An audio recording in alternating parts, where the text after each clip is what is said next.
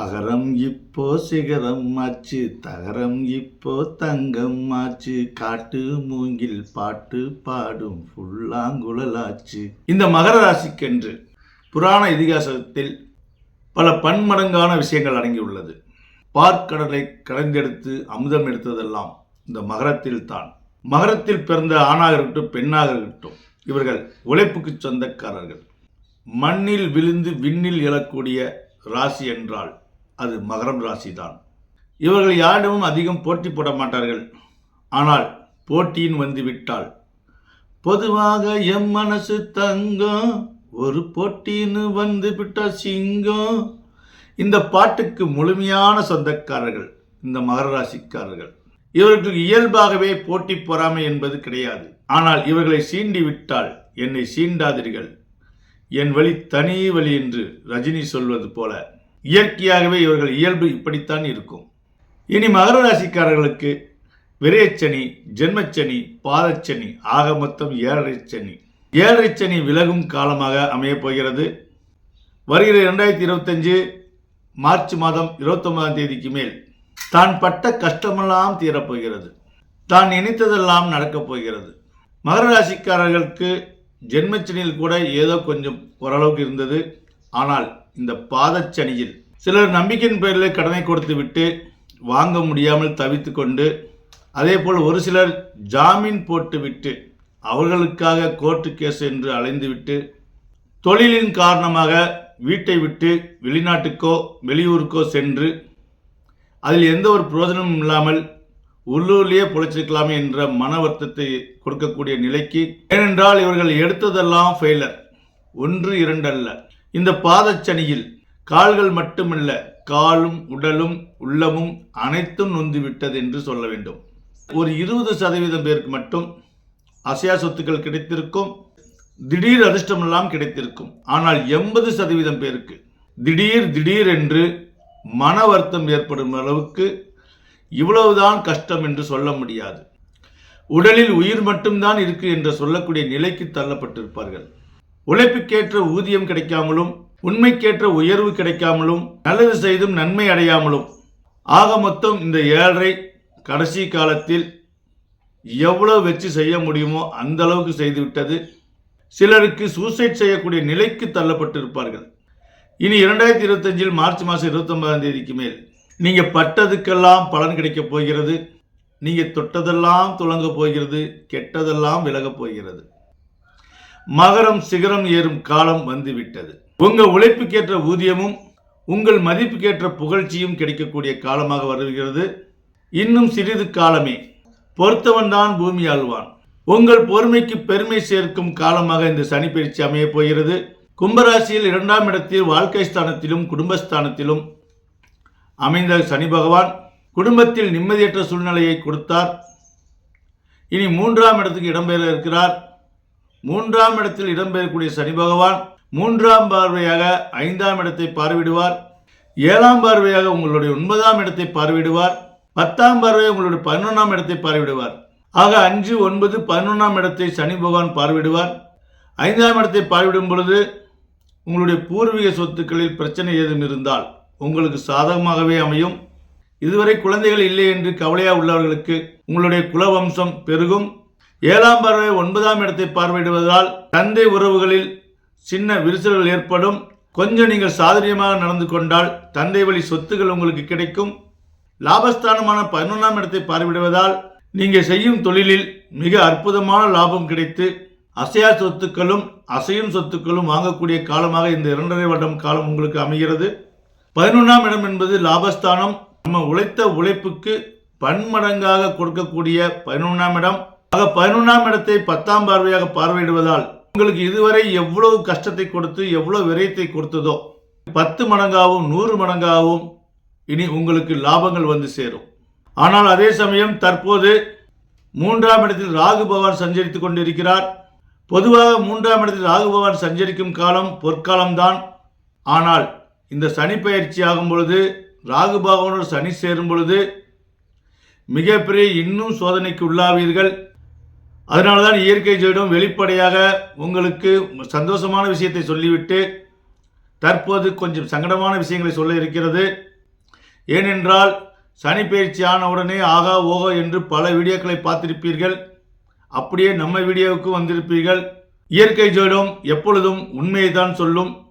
அந்த வகையில் சனி பகவான் ராகு பகவானோடு சேரும் பொழுது மிக கவனமாக இருக்க வேண்டும்.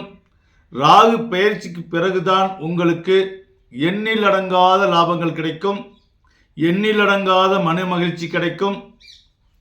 நீங்கள் தொட்டதெல்லாம் துலங்கும், கெட்டதெல்லாம் விலகும். தற்போது சனி பகவான் 2ஆம் இடத்து குடும்பஸ்தானத்தில் இருந்து சிலருக்கு டிவோர்ஸ் ஆகக்கூடிய நிலைகள் ஏற்பட்டிருக்கும். இன்னும் பிரச்சனை அதிகரிக்கக்கூடிய காலமாக இந்த சனி பகவான் சனி பயிற்சி ஆகும் பொழுது ராகு பகவான் ஆல்ரெடி 3ஆம் இடத்தில் சஞ்சரித்துக் கொண்டிருக்கிறார். நீ அக்கம் பக்கத்துக்காரர்களாக இருக்கட்டும், உங்களுடைய நெருங்கிய நண்பர்களாக இருக்கட்டும், அவர்களெல்லாம் நீங்கள் மிக கவனமாக பேச வேண்டும். உங்களுடைய முயற்சியை ஒவ்வொரு அடியையும் கவனமாக எடுத்து வைக்க வேண்டும். ராகு பயிற்சிக்கு பிறகுதான் உங்களுக்கு எண்ணிலடங்காத சந்தோஷங்கள் கிடைக்கும், எண்ணிலடங்காத வெற்றிகள் கிடைக்கும், உங்கள் முயற்சி திருவினையாகும். ஆனால் ராகு பயிற்சி வரை மிக மிக இனிமேல் தான் நீங்கள் கவனமாக இருக்க வேண்டும். இந்த சனி பயிற்சி நன்மையை செய்யக்கூடிய அளவுக்கு இருக்கிறது. ஆனால் அதே சமயம் ராகு பயிற்சி வரை சனி பயிற்சி இன்னும் உங்களுக்கு கடுமையாகத்தான் இருக்கும். முதலில் சந்தோஷமான விஷயத்தை சொல்லிவிட்டு இரண்டாவது இந்த ட்விஸ்டை சொல்லுகிறோம் என்றால், ஏற்கனவே மகர ராசிக்காரர்கள் எவ்வளவு நொந்து போகணுமோ அந்தளவுக்கு நொந்து போயிருக்கிறீர்கள். மீண்டும் இந்த சனி பயிற்சி ஆகியும் உங்களுக்கு கெட்டது நடக்குது என்றால் நீங்கள் மனசு விட்டு விடுவீர்கள். அதனால தான் உங்களுக்கு மகர ராசி சிகரம் ஏறக்கூடிய காலம் என்று சொல்லி, அதே டைமில் முன்னெச்சரிக்கையாக இருங்கள் என்று. எதற்காக? உங்களுடைய 3ஆம் இடத்தில் சனி பகவான் பயிற்சியாகும் பொழுது ஆல்ரெடி அங்கே ராகு இருப்பதால், ராகுவும் சனியும் சஞ்சரிக்கக்கூடிய இடம் ஒரு சிலருக்கு எக்ஸ்போர்ட் செய்யக்கூடியவர்களுக்கு மிகப்பெரிய தொழிலை கொடுக்கும். ஆனால் அதே சமயம் திடீரென்று முடக்கவும் செய்யும். ஆக நன்மையை செய்யும், தீமையும் செய்யும். ஆனால் நன்மையை விட தீமை தான் அதிகமாக இங்கே இருக்கும். எது நல்லது எது கெட்டது என்று தீர்மானிக்க முடியாத நிலைகள் உருவாகும். ஆக இந்த காலகட்டத்தில் நீங்கள் பொறுமையாக அடியெடுத்து வைக்க வேண்டும். எதிலும் கொஞ்சம் விழிப்புணர்வோடு இருக்க வேண்டும். தூங்கும் போது கூட காலாடித்தான் தூங்கணும் என்று சொல்வார்கள். அந்த மாதிரி கேர்ஃபுல்லாக இருக்க வேண்டும்.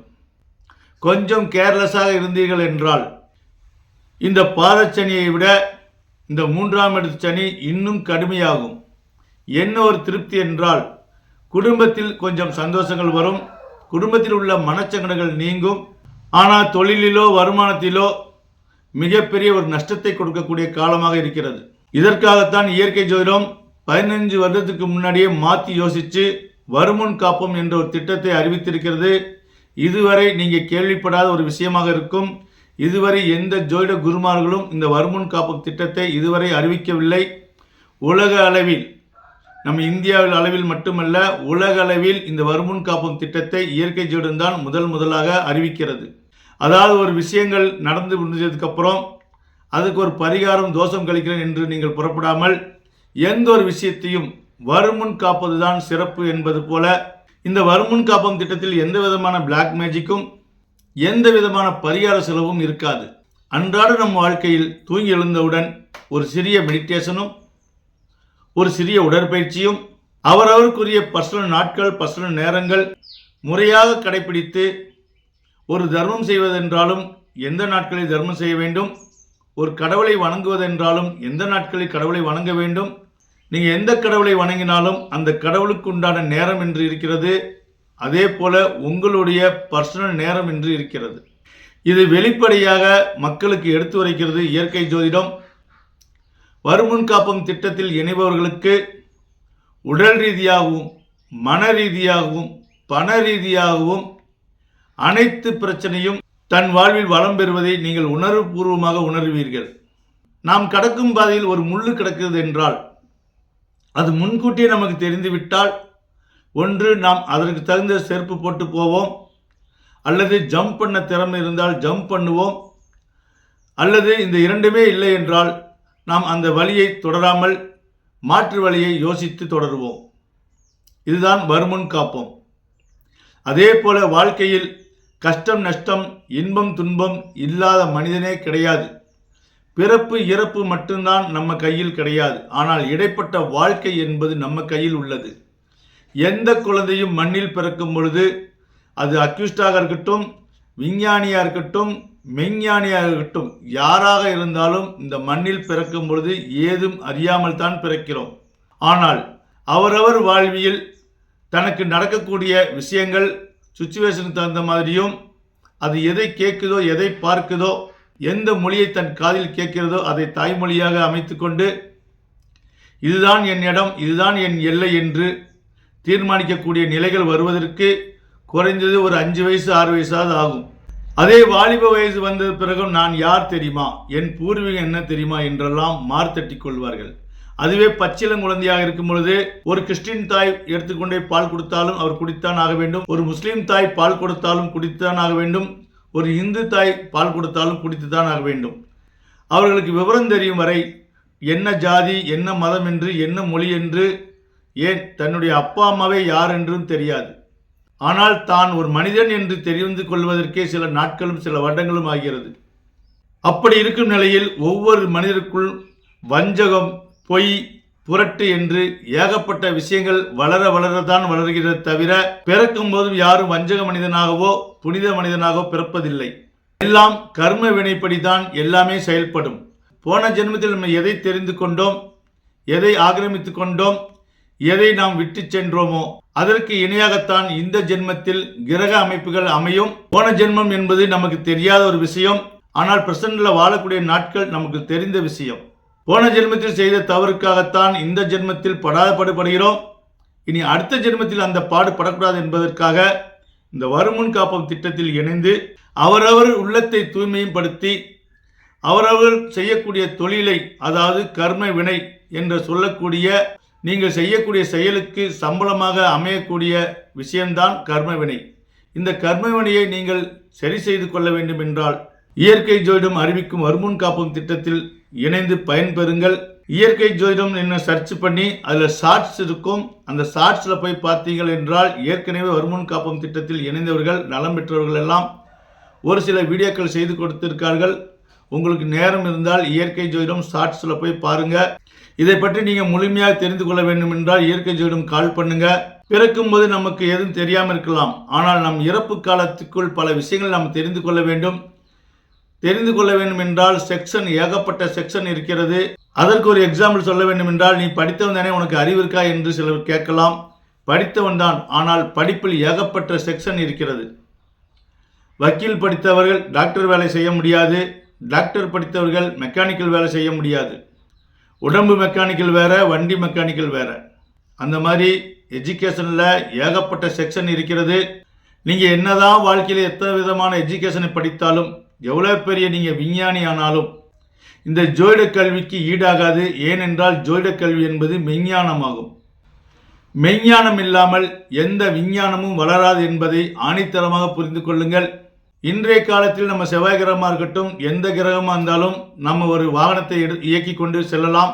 ஆனால் அன்றைய காலத்தில் எந்த வாகன வசதியும் இல்லாமல் நம் முன்னோர்கள் கிரகங்கள் என்றால் இப்படித்தான் இருக்கும், கிரகங்கள் இந்த டிஸ்டன்ஸில் தான் இருக்கும், கிரகனுடைய கதிர்வீச்சுகள் இந்த அளவு தான் பூமியில் வந்து சேரும் என்றெல்லாம் அந்த காலத்திலேயே நம் முன்னோர்கள் கண்டுபிடித்தார்கள். அதுதான் மெஞ்ஞானம். மெஞ்ஞானம் ஒன்று வேண்டும் என்றால் அவர்களுடைய சுயஜாதகத்தில் புத்திநாதன் என்கிற புதன் கிரகமும் யானத்துக்கு பேரொழியால் திகழக்கூடிய கேது கிரகமும் தான் ஒருவரை யானியாக்குகிறது. ஆக யானத்தை உணர வேண்டும் என்றால் பல தியாகம் செய்ய வேண்டும். சிறு வயதில் அவர்கள் படாத கஷ்டமே இருக்காது.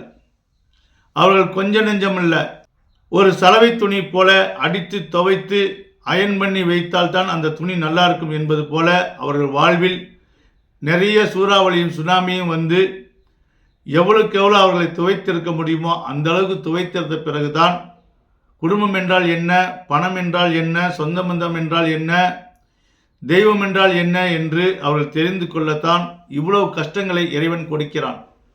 ஆக ஒருத்தருக்கு கஷ்டம் கொடுப்பது என்றால் அவன் தேர்ச்சி அடைகிறான் என்று அர்த்தம். சிலர் அதில் தாங்க முடியாமல் சூசைட் கூட செய்து கொள்கிறார்கள். ஆனால் ஒரு சிலர் சூசைட் செய்தும் பாதி வெந்தும் பாதி வேகாத நிலையோடு வாழ்ந்து கொண்டிருக்கிற நிலைகள் ஏற்படுகிறது. இவைகளெல்லாம் நீங்கள் முழுமையாக தெரிந்து கொள்ள வேண்டும் என்றால் இயற்கை ஜோதிடம் வருமுன் காப்போம் திட்டத்தில் உங்களுக்கு விருப்பம் இருந்தால் கலந்து கொள்ளுங்கள். இதை பற்றி நீங்கள் தெரிந்து கொள்ள வேண்டும் என்றால் இயற்கை ஜோதிடம் கால் பண்ணுங்க.